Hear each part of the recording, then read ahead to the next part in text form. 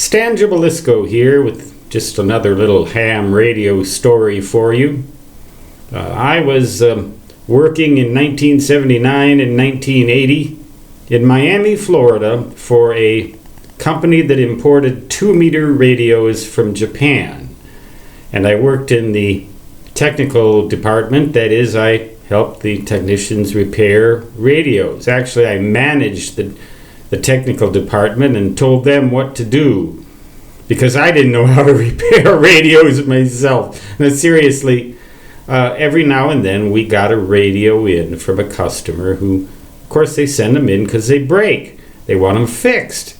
If they're under warranty, we fix them under warranty. If they're not, we usually cut them a little slack. But in any case, we every now and then get a radio that we just couldn't find any problem with. The guy, it was almost always a guy, the ham radio operator, would describe the problem to us, and we couldn't find it. What do you do when something like that happens? A technician last night was placed in a similar situation, I think, at Mid-Continent when I called them and started to pick their brain about some weird stuff that was going on with my internet connection. I didn't really know what was going on, and I don't think he did either, but he did everything he could in his power to save his face and make it look like, oh, I should try this, I should try that, I should try the other. It was like eat an apple in order to cure cancer.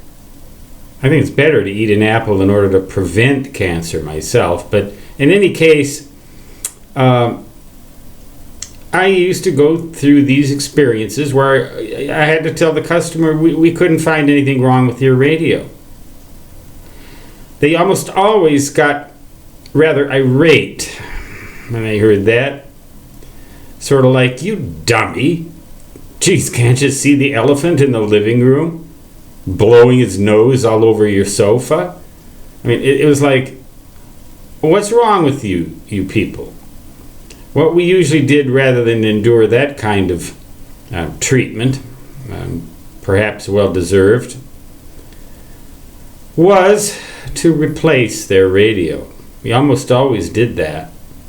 If we couldn't find a problem and it was severe and bothersome and he had to send it in, especially more than once, my general policy was, because that didn't happen very often, was to replace the radio even if it was out of warranty.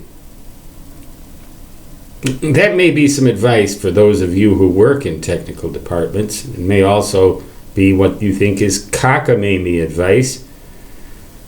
But I'm a cockamamie old coot, and for the past 24 or 36 hours I've been a particularly cockamamie old coot. But I'm still a ham radio operator, and I still have experience with a technician type of work, and I still have experience with what it's like to have a customer come into your house and blow his nose all over your sofa because you couldn't find a problem with his radio. I'd rather just replace the bloody thing. Keep my sofa clean. Do they use the word sofa where you live? Oh, never mind. Couch. Davenport. I thought that was a town in Iowa. But I'm in a town in South Dakota called Lead, L-E-A-D. Used to mine gold here, and now we mine particles from outer space. But we still can't find anything wrong with the radio. Stan Gibilisco signing off. You hope forever and ever, don't you? Until next time, so long.